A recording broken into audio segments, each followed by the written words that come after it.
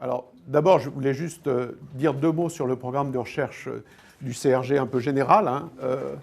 Donc, l'axe de recherche, il est sur le management de l'innovation, il est ancien, il date du début des années 90 au Centre de recherche en gestion. Donc, il y a un certain nombre de chercheurs. Tiens, ah si, ça ne marche pas. Bon, c'est un axe important. Les thématiques actuelles, c'est celle-là, donc les projets d'exploration que Sylvain a développés. La notion de déploiement, j'y reviendrai. La globalisation des processus d'innovation, j'y reviendrai aussi. La question de la coopération en innovation et l'innovation en processus de start-up, d'entrepreneuriat. Ça, j'en parlerai pas. L'automobile, c'est pas tellement la beauté. Et donc, ce que je voulais faire, c'est prendre l'exemple de recherche que j'ai mené avec Renault. Je suis un serial chercheur de Renault depuis une longue période. Et c'est intéressant justement parce que finalement, dans notre pratique de recherche-intervention, on est amené à être un peu toujours sur le front de taille de la transformation des firmes. C'est-à-dire que vous parliez de pain points. Les pain points, quand j'ai commencé à travailler sur la gestion de projet en 80, ils ont évolué. Ce n'est pas les mêmes pain points qu'en 90, qu'en 2000 et qu'en 2015. Et voilà. Et donc, finalement, quand on suit les travaux de recherche, ça suit un peu la transformation de la pensée et de l'action des firmes en matière de gestion de l'innovation. Et c'est un peu ça que je voulais vous présenter d'une manière un peu schématique. C'est évidemment plus compliqué que ce que je vais présenter, mais grosso modo, je pense que c'est intéressant de le voir comme ça. Alors, donc on a toujours fait des projets dans l'industrie automobile comme ailleurs, et il y a toujours eu des nouveaux produits depuis que les voitures existent, depuis Louis Renault, mais il y a des grandes ruptures. Il y avait une première rupture, c'est entre 1975 et 80, le passage à ce qu'on appelle dans la littérature l'économie de variété. Et j'ai pris là, ça c'est Bernard Arnault, hein, qui a été président de Renault au début des années 80, qui a mal fini, le pauvre, mais qui avant a eu sa grande période de succès en tant que responsable product planning, donc l'homme produit. C'est lui qui a imposé la R5 chez Renault, qui a été la vache à lait de Renault pendant 15 ans. Donc il s'est retrouvé PDG après. Et voilà, son motto, c'était à l'époque, fin des années 70, début des années 80, là il est PDG, donc c'est plutôt 80, 83, 82, 83, tous les ans un nouveau produit et une nouvelle usine. Donc on est vraiment dans l'expansion, et ça va impliquer de transformer profondément la manière de penser l'innovation dans l'automobile. Alors, voilà une représentation schématique classique des processus d'innovation avec l'aspect développement produit, la commercialisation, l'avant-projet. Et puis là, j'ai repris le terme que j'aime beaucoup, fuzzy front-end, ce qui veut bien dire qu'on ne sait pas ce qu'il y a dedans, hein, fuzzy. Hein, voilà. Voilà. Et donc, qu'est-ce qui se passe dans ces années-là? Dans la première révolution sur l'aspect projet d'innovation, ça se centre sur le développement de produits entre 85 et 95, je dirais. Hein. C'est ça la phase vraiment qui est sous le projecteur de la rationalisation du management de l'innovation. Et qu'est-ce qui se passe à cette époque-là? On va passer d'une logique où l'innovation se fait à l'intérieur des projets de développement véhicule. Un des produits emblématiques, c'est la DS, où on innove dans un projet, sur un projet, hein, à un autre processus où on va séparer le développement véhicule, le développement du nouveau produit, et on va remettre en amont, on pourrait dire la phase A, hein, on va créer en amont une phase. La direction de la recherche s'est créée en 81, je crois, chez Renault. Ensuite, on va avoir une ingénierie avancée, ça c'est beaucoup plus tard, c'est la fin des années 90. Mais disons, l'idée, c'est qu'on sépare, les projets de développement sont des trucs trop sérieux pour qu'on innove dedans, parce que ça met en risque la qualité du produit qui sort, ça met en risque la rentabilité, et ça met en risque le délai. Donc ça c'est très lié à cette logique d'économie de variété où il faut multiplier les produits, diversifier les produits. Donc on va avoir des produits qui sont à la fois bicorps, tricorps, etc. Voilà. Et pour ça, il faut générer une efficacité du développement. Et donc on déconnecte, on découple l'aspect innovation de l'aspect développement produit. Parallèlement, et j'ai été beaucoup impliqué là-dedans, on transforme la manière dont se gèrent les projets de développement en créant donc les fonctions projet. La fonction projet, directeur de projet, est créée en 89 chez Renault, plus tard chez PSA, et c'est vrai aussi chez Toyota, etc. Enfin, j'ai des collègues japonais qui ont aussi beaucoup œuvré dans ce sens-là. Et on crée des organisations transversales, c'est bien connu, qui vont prendre le pouvoir dans l'interaction par rapport à une logique de juxtaposition des métiers et de déroulement séquentiel des projets, avec une transformation de l'engagement des gens à l'intérieur des projets de développement assez radicale, c'est-à-dire que par rapport à une logique de séquentialité, on va mettre par exemple tous les gens sur un plateau projet. Ça, c'est une nouveauté organisationnelle majeure du début des années 90. Et on va demander aux gens de trouver des compromis ou de se préparer à des projets qu'ils vont voir plus loin dans le cycle.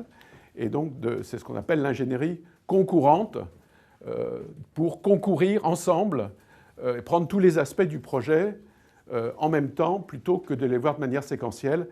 L'inconvénient du séquentiel étant que ça génère des modifications parce qu'on découvre très tardivement, par exemple, que le projet qui a été dessiné par un designer ne peut pas être fabriqué par le fabricant, etc. Voilà. J'insiste pas, c'est aujourd'hui ancien et connu. Parallèlement à cette révolution un peu projet, il y a aussi, et on en parle moins, à l'intérieur des ingénieries, des transformations profondes du métier de méthodologie de conception, qui sont liées aussi à la transformation de la façon de penser le produit. On va travailler, à cette période-là, on va beaucoup parler de plateforme, on va parler de modularisation du produit automobile.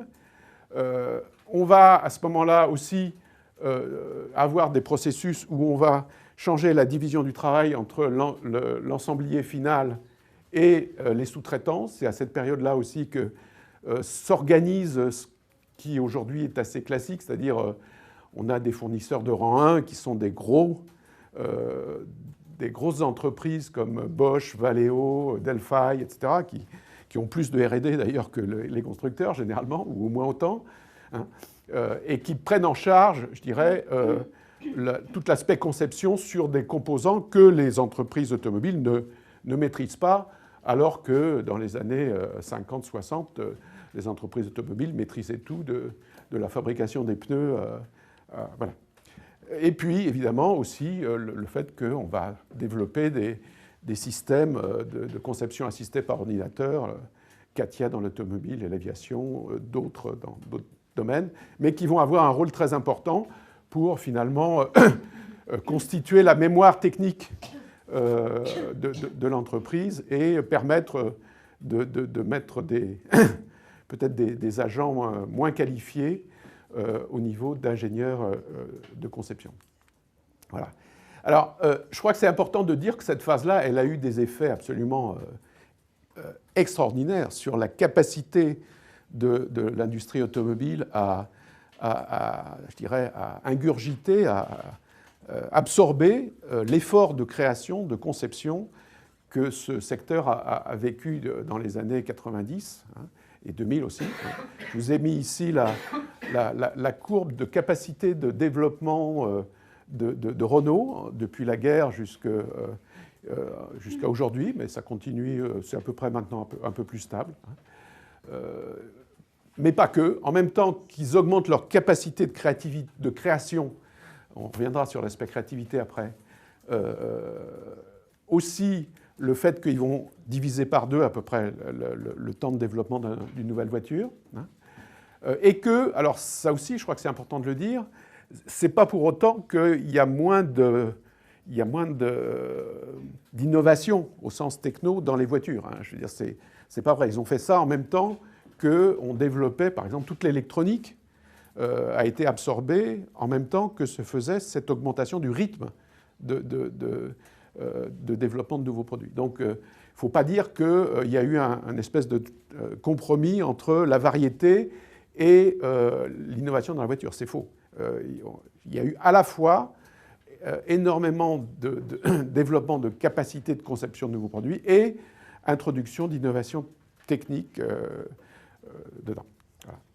Alors, ceci dit, quand même, tout ça se fait... Alors, tu n'as pas prononcé le mot de dominant design, mais tout ça se fait dans le cadre d'une voiture qui est une voiture, je dirais, comment lambda, enfin, je veux dire,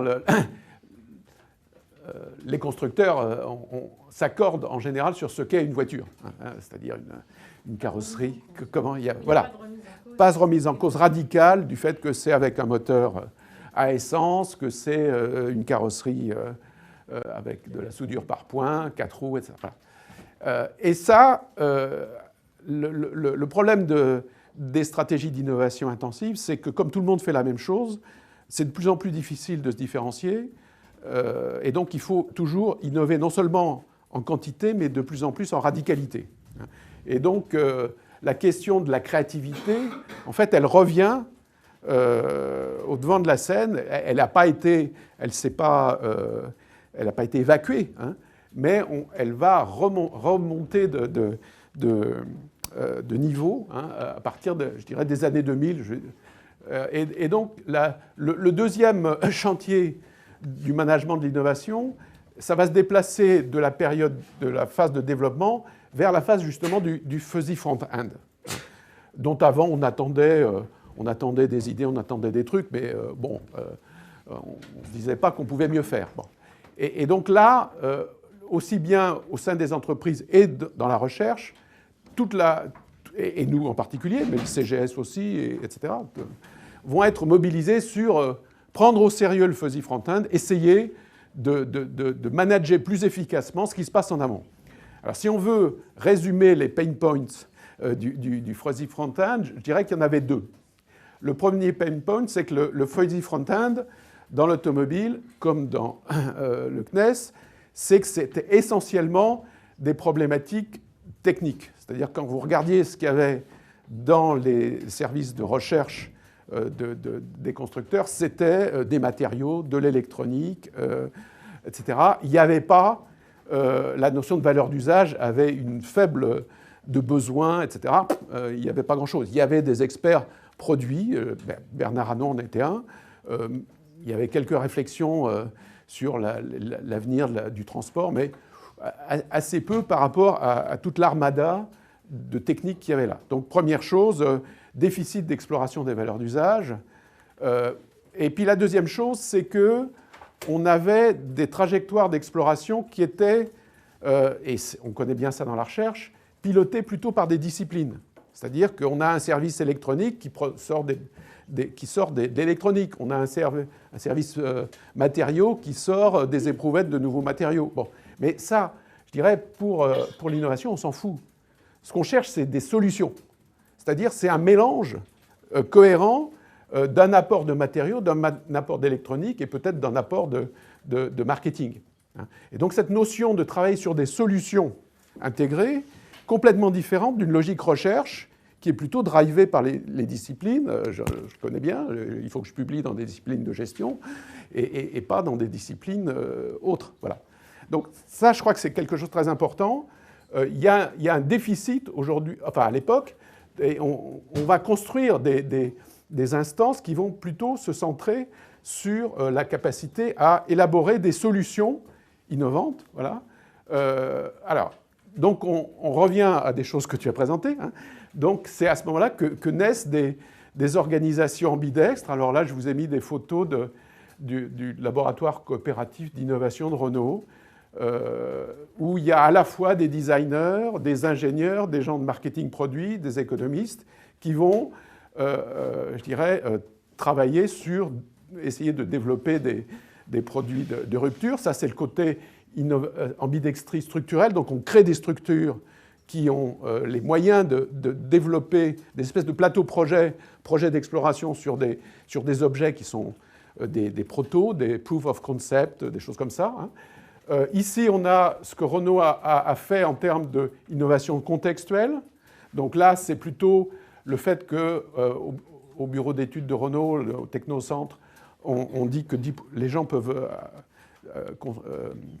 allouer 10% de leur temps à des explorations hors ingénierie de leur boulot. Et puis, il y a toute une gestion de la communauté des innovateurs avec un site qui permet de donner ses idées. Si les idées sont reconnues comme intéressantes, ils vont avoir des moyens pour les développer.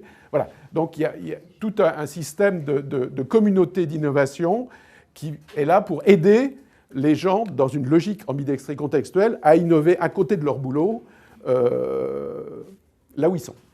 Et ça, c'est le côté donc ambidextrie, contextuelle et structurelle. Et ça, c'est un peu, je vous ai mis là trois exemples de produits de recherche différents. Donc CECAR, qui typiquement est vraiment un cadre analytique pour essayer de penser le raisonnement créatif. Ici, toutes les choses de l'ordre du design thinking, qui a aussi beaucoup été développé dans l'industrie automobile chez Renault et ailleurs. Puis là, je vous ai mis une production que nous, on a faite avec Rémi Magnac sur l'évaluation, on en a parlé tout à l'heure. L'un des problèmes qu'on a, justement, c'est de réussir à évaluer très en amont, sur un plan économique, des idées créatives en évitant les TRI et autres indicateurs créaticides. Juste pour vous montrer des choses assez rigolotes qu'on a fait aussi. Là, voilà. L'une des choses qui me paraît intéressante, c'est dans ce fuzzy front-end, mettre l'accent sur le physique, sur le fait que l'une des manières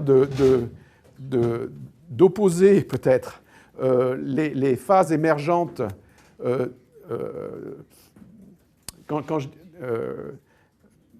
avant de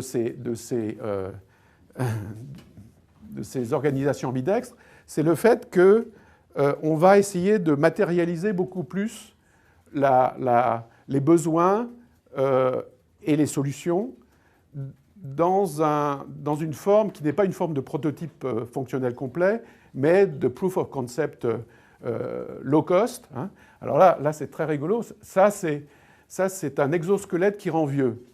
Hein. C'est des designers qui travaillent sur la créativité, avec qui on a travaillé, des anciens étudiants d'ailleurs de l'IX. Le problème qu'il y avait, c'est que les ingénieurs qui travaillent sur les voitures, un peu les protos très avancés, généralement, c'est des jeunes. Et ils ont beaucoup de mal à se mettre à la place de personnes âgées. Or, là, le brief, c'était forever mobile. Donc, c'était faire une voiture pour des vieux. Hein. Et donc, il y a un concept important du design thinking, c'est l'empathic design.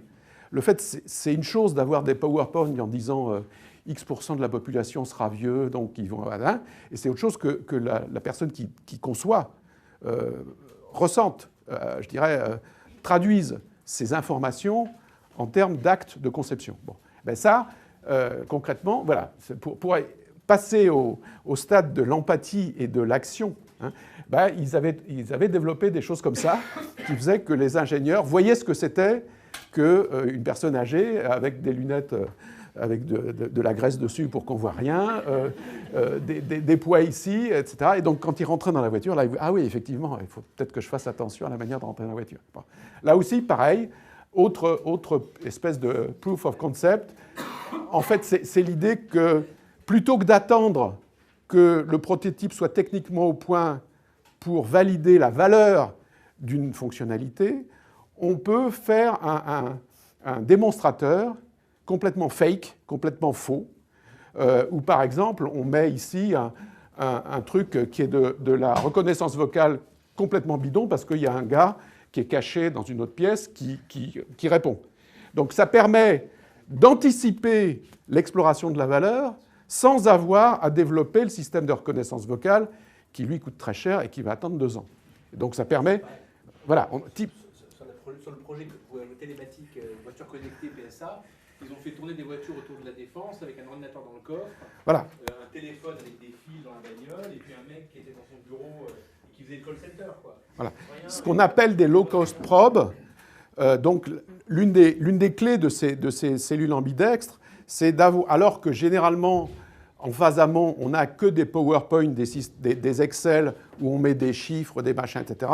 Eh bien, là, on donne des versions beaucoup plus physiques, sensibles du futur produit, et donc le jugement porte sur des modalités de jugement complètement différentes, et ça change pas mal de choses. Voilà. Alors, ceci dit, donc deuxième grande période, toute la recherche, et ce n'est pas fini, on travaille dessus. Sylvain travaille dessus, je travaille dessus aussi sur la phase amont. Mais ce que je voulais dire là, c'est que c'est intéressant, ça a développé des choses, mais ça a pas mal de limites quand même aussi. La première limite, c'est que la plupart des magnifiques concept cars, proto, qui font papa-maman, etc., qu'on fait là, eh bien souvent ils se fracassent face au mur du développement produit réglé, parce qu'on a ici des chefs de projet qui reviennent avec un TRI redoutable, etc. Et donc là, il y a... Oui, merci. Ou NPV, Net Present Value. Voilà. C'est pareil. Donc ici, si vous voulez, le fait d'avoir ici un processus hyper industrialisé crée une barrière à l'entrée. Ici, il se passe des choses très intéressantes. C'est rutilant, c'est chatoyant, c'est créatif, c'est tout ce que vous voulez, mais boum, la réalité, elle revient là et elle fait mal. Ça, c'est la première chose. Elle fait mal, sauf dans certains cas, et tu en as parlé, quand vous avez des PDG qui disent « j'en ai marre, on y va quand même ». Guts feeling. Alors, on va parler d'Apple, Steve Jobs, mais ça existe aussi, Patrick Pellata, Carlos Ghosn pour le véhicule électrique. On y va quand même. Je veux dire, les chiffres sont mauvais, on fonce. Bon. Et puis là, on arrive à un deuxième problème, c'est que quand l'innovation de rupture, elle a réussi à traverser le développement par la force politique de quelques promoteurs qui n'ont pas peur ou qui ont de la légitimité, et bien quand elle arrive dans le marché, souvent, l'innovation radicale, on s'aperçoit qu'en fait, elle nécessite ce que je vais appeler une ingénierie du développement à voile. C'est-à-dire qu'une innovation radicale, si on ne modifie pas le contexte qu'il y a autour, ben souvent, elle est assez inadaptée. Et le client, c'est bien beau, il y a peut-être une valeur géniale, mais si la valeur n'est pas perçue, la valeur n'existe pas. Donc, il y a un problème, je dirais, d'accueil du public et de l'environnement par rapport à des innovations radicales qui ont réussi à traverser ça. Alors, d'où le fait que depuis à peu près 2010, il y a un nouveau chantier qui est le fait de dire, en fait, l'innovation ne se fait pas qu'en amont. Le processus qu'il y a derrière l'amont, derrière la créativité, derrière le design thinking, derrière tout ce que vous voulez, ça n'est pas que de détruire la créativité qu'on a mis en amont. Si on n'est pas capable d'être créatif dans les phases aval, eh bien, ça ne va pas marcher. Voilà. Alors, ça se refait, je vais le développer en 3 temps. Premièrement, le développement. Donc, comme je l'ai dit, si vous n'êtes pas capable d'être créatif en développement, eh ben, vous n'arrivez pas à faire de breakthrough. Alors là, je vais prendre 2 exemples qu'on a étudiés avec des collègues qui ne sont pas du CRG, mais qui sont très bons quand même, et qui sont spécialistes de l'automobile, Bernard Julien et Yannick Lung, sur les produits low cost de Renault. Donc on a étudié la Logan, et on vient d'étudier, ça va sortir le 4 janvier dans les bonnes librairies, la petite voiture indienne qui s'appelle la Kwid de Renault. Alors, la Kwid, pour vous dire, c'est 50% de moins en termes de prix de revient que la Logan, qui elle-même était 50% de moins que la Clio. Donc, vous voyez, voilà, de prix de revient. Donc, c'est une voiture qui est vendue 3 500 €. Vous avez vu sa tête. Voilà, elle est pas mal. Hein, 3 500 €. Bon. Voilà. Ah oui, oui, oui, oui, mais elle n'est pas vendue. 3 500. Désolé. 3 500 €, avec comme investissement un peu, la moitié, 50% de moins que ce qu'on appelle un transplant, c'est-à-dire vous prenez une usine européenne et puis vous la transplantez, en l'occurrence dans le sud de l'Inde. Voilà. Donc, ça, c'est au début du projet de développement. Ça, ce n'est pas en amont. Je veux dire, le projet démarre avec comme challenge, il faut que vous divisiez ce qu'on sait faire de plus économique chez Renault, c'est la Logan, par 2, et pareil en investissement. Donc là, ça veut dire qu'on est capable de renouveler les règles de conception pendant la phase de développement, et pas en amont, hein, d'une manière radicale. Alors, ce qu'il y a d'intéressant derrière ça, c'est alors, plusieurs choses. Premièrement, j'ai été amené à réfléchir sur quel type d'innovation peut permettre de faire ça. C'est-à-dire que, quelque part, c'est assez intéressant de voir que quand vous regardez cette voiture, ce n'est pas une innovation, je veux dire, elle ne renouvelle pas de manière radicale le code de l'automobile. C'est une voiture assez classique. Hein. D'accord ? C'est un petit SUV avec un moteur 3 cylindres. Voilà. C'est pas une rupture au sens de l'aspirateur de Dyson où il n'y a plus de sac, on remplace. Ce n'est pas une rupture. Il n'y a pas de technologie qui permet de faire un breakthrough absolument radical. Hein. C'est ce que j'appelle l'innovation fractale. C'est-à-dire que c'est un développement où, quelle que soit la pièce de la voiture, les ingénieurs et les fournisseurs et les gens du marketing ont remis à plat de manière radicale la manière de penser l'approche de ces pièces, hein, afin de rentrer dans l'économie 3 500 € rentable. Hein, voilà. Donc, une mise à l'épreuve systématique des normes, des règles, métiers, face dans une optique design to cost et adaptation au contexte du projet, qui est le fait de concurrencer les deux gros poids lourds de la mobilité en Inde, que sont Hyundai et Maruti. Donc, c'est des petites voitures qui font 60% du marché.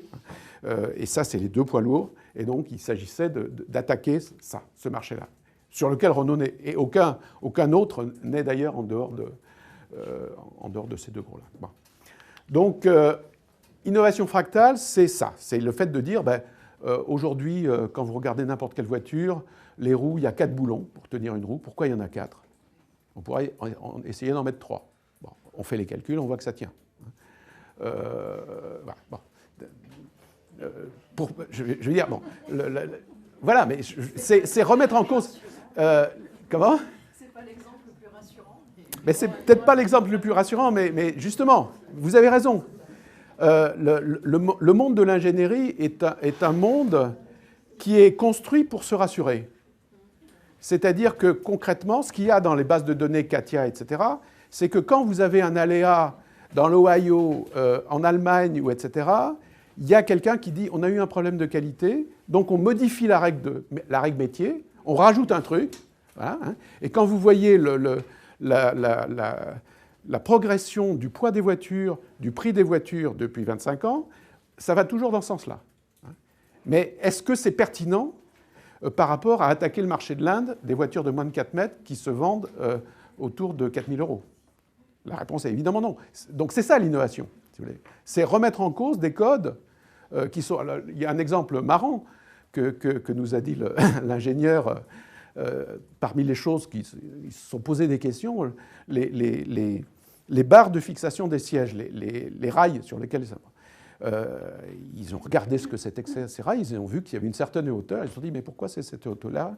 Si on les baissait, on pouvait gagner quelques roupies. Chose intéressante, c'est qu'ils sont en Inde, donc ils sont sensibles à la roupie. Alors que s'ils étaient la roupie, c'est tout petit. Hein, et comment ? 200 sonnets. Voilà, 200, exactement. Donc il disait d'ailleurs, si on avait été en Europe, on n'aurait absolument pas, on aurait eu un sismographe. Ouais, je veux dire, c'est en dessous du radar, la roupie. Bon, là, non, ils étaient intéressés à gagner des roupies. Et donc la barrière, la glissière de siège, ils se sont dit, mais pourquoi elle fait cette hauteur-là? Est-ce qu'elle ne pourrait pas être un peu plus basse? Donc ils ont exploré le pourquoi de la règle métier. Évidemment, tout le monde avait oublié. Bon, et donc ils ont téléphoné aux anciens, etc. Et ils ont découvert que la raison du cahier des charges, c'était que dans les années 60, il y avait quelqu'un qui avait dit il ne faut pas qu'un bric-et-bic puisse glisser sous le siège par la barrière. Voilà, la raison était celle-là. Et ça s'était complètement cristallisé dans la règle métier, personne ne la remettait en cause. Bon, et tout est comme ça. Tout est comme ça. Donc, entre parenthèses, ça veut dire que pour faire du low cost, il faut avoir une compétence technique et une compétence métier, c'est-à-dire il faut aussi faire un truc qui aille bien avec le marché. Hein. Donc, ils ont évidemment complètement démonté tous les produits concurrents, etc. Donc, il faut avoir une compétence très très forte. Hein. Pour mettre en cause, on dit tout souvent, les gens qui sont capables de penser out of the box, de casser les règles, c'est des gens qui ne les connaissent pas. C'est faux du tout. Il faut au contraire les connaître pour savoir jusqu'à quel point on peut transgresser les règles. Voilà. Donc, voilà. Bon, en plus, l'ingénierie concourante a été le moyen alors, je ne sais pas si je vous ai montré des courbes sur les prix, mais... Ouais, non. On ne le voit pas, mais bon. Bref, il y a 85% de la valeur de ce produit qui est acheté à des fournisseurs indiens. Et donc, tout ce travail de reconception a été fait avec les fournisseurs indiens, de manière parce que les fournisseurs indiens, ils n'ont pas forcément les mêmes technologies que les fournisseurs occidentaux. Et ils ont été chercher, entre guillemets, les vrais Indiens, c'est-à-dire pas les filiales indiennes des fournisseurs mondiaux, Delphi, etc. Donc, encore un travail d'exploration. Deuxième chose importante, c'est l'aspect temporalité. L'un des problèmes qu'on a en développement produit, c'est qu'on est évidemment très contraint en temps. Hein, et que dans cette logique d'exploration de solutions alternatives, toute inertie se traduit par du conformisme. Parce que si on n'a pas bien exploré l'alternative, si on ne l'a pas validée, comme on dit, eh bien, on prendra la solution standard, parce qu'on ne veut pas prendre de risques. Donc, il faut avoir une espèce de métronome de l'exploration qui bat, pour les musiciens, à 250 plutôt qu'à 120. Quoi. Et donc là, concrètement, ça se faisait de manière hebdomadaire. Toutes les semaines, il fallait que les ingénieurs et les suppliers, les fournisseurs, reviennent avec des idées techniques nouvelles pour baisser les coûts. Et s'ils ne le faisaient pas, je dirais, ça se passait très mal. Donc il y avait une logique d'accélération de la boucle d'apprentissage qui était très importante. Idem en termes de réactivité, quand on se met à transgresser les règles inscrites, évidemment, on prend des risques. C'est ce que vous disiez.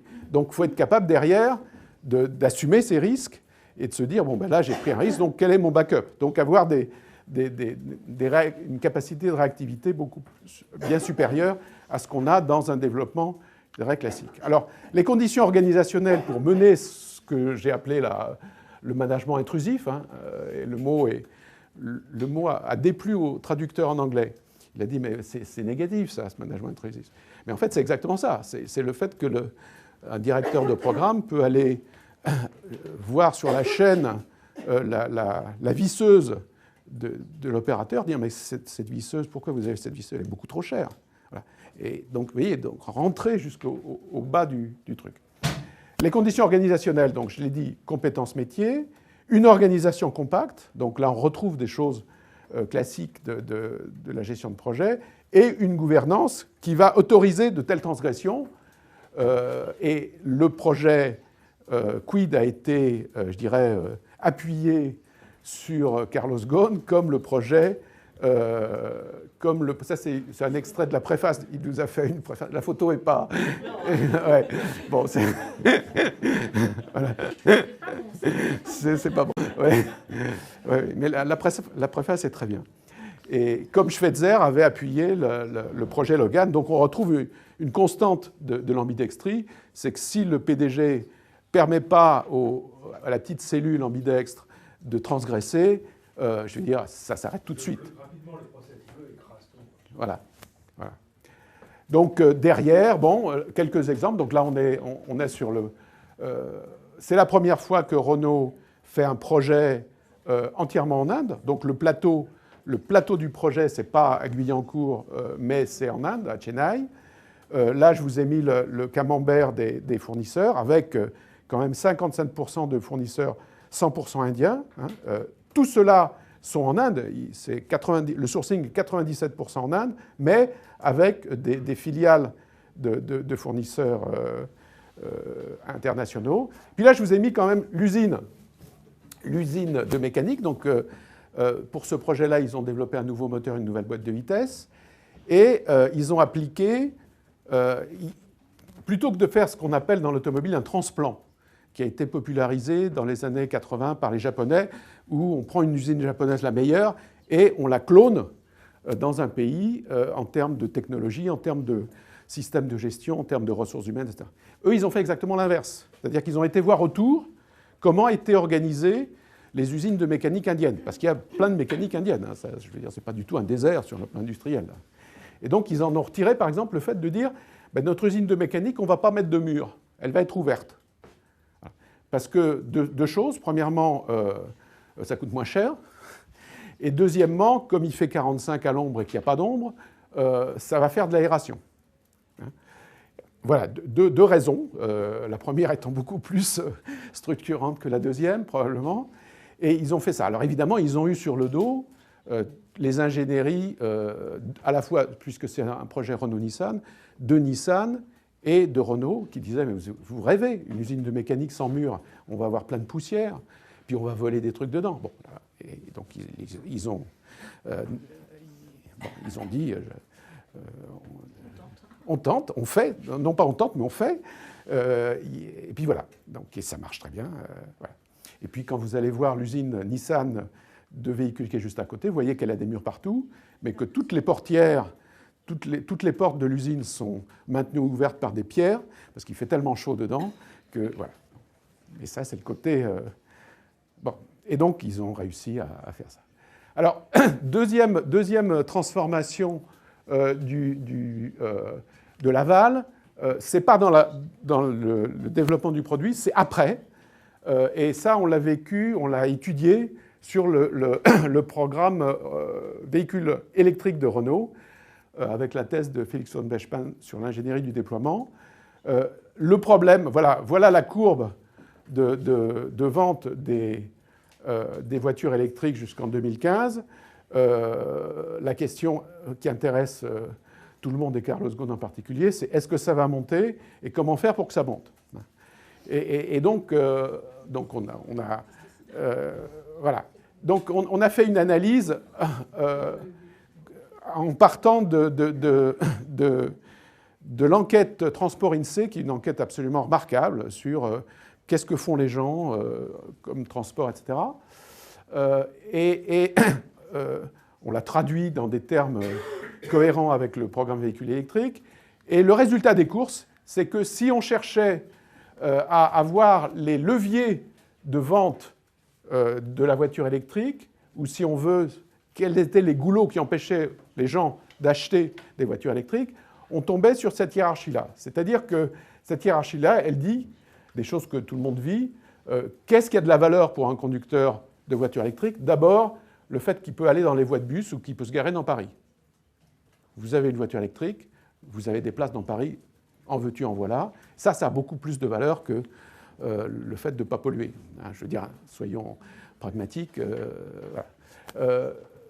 La location de la batterie, les places dédiées dans le véhicule. Alors, il faut savoir, par exemple, à Oslo, quand vous avez une voiture électrique, la ville vous donne un trait de peinture pour que vous puissiez vous garer devant chez vous et mettre un fil pour la recharger. Voilà. Donc il y a une privatisation, voilà, sacrée valeur qu'on donne à la voiture électrique. Offre petit rouleur, et la chose intéressante, c'est ça. Ce sur quoi tous les ingénieurs s'excitaient, c'est évidemment l'augmentation de l'autonomie de la batterie, de la voiture. Bon. Donc ils ont progressé. Hein. Mais ce que je veux dire, c'est que le rapport avec tout ça est tout à fait intéressant. C'est-à-dire que ça, c'est des leviers d'action qui sont complètement différents des variables d'action classiques d'une ingénierie automobile qui s'intéresse aux produits. Voilà. Bon, OK. Autre chose intéressante, c'est le fait de constater que la commercialisation d'une voiture électrique, elle est territorialisée. Ne serait-ce que parce que la recharge et les pratiques de transport ne sont pas les mêmes. Or, la manière de commercialiser dans l'automobile, c'est blockbuster. Hein, c'est comme Hollywood. Je fais une campagne pub, j'arrose toutes les concessions de France et de Navarre avec 2-3 voitures par concession, et puis ça va se vendre. Bon, ça ne marche pas du tout pour la voiture électrique, pour plein de raisons. Voilà. Donc, finalement, on avait un changement profond de ce que c'est que la distribution automobile, hein, qui ne collait pas du tout avec la nécessité de continuer la transformation. Alors, je ne vais pas parler de l'apprentissage des clients, mais il faut aussi qu'il y ait un apprentissage des clients qui découvrent que la voiture électrique, c'est quelque chose de vachement bien. Ce n'est pas juste une sous-voiture, ce qu'on pensait autrefois. Donc, il y a une transformation du métier de distribution commerciale derrière ça. Voilà. Et donc, voilà, je vous montre là en accéléré l'évolution de l'équipe projet du programme véhicule électrique. Au début, c'est un truc assez classique, ingénierie, plan, produit, recherche. Et puis, vous voyez des trucs un peu bizarres, Institut de la mobilité durable, business développement du véhicule électrique, qu'est-ce que c'est que ce machin, programme nouvelle mobilité, voilà.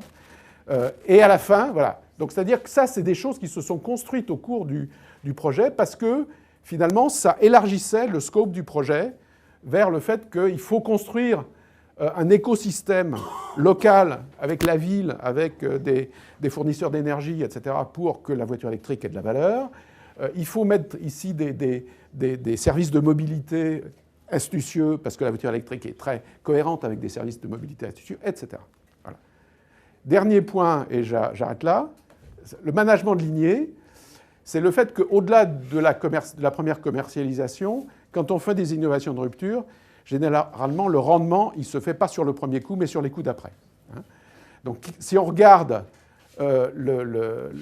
les deux projets low cost de Renault, la Logan et la Kwid, ben en fait, voilà, la Logan a donné toute une lignée de voitures jusqu'à la Duster.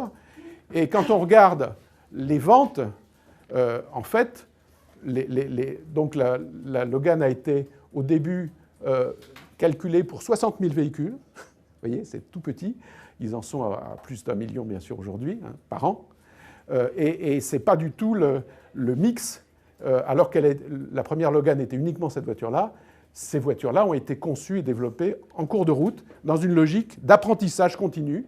Ce n'est pas du tout une plateforme qui a été conçue dès le départ comme une voiture qui allait se décliner, c'est une idée de lignée, donc avec apprentissage et invention en cours de route. Ça, c'est en termes d'expansion des produits.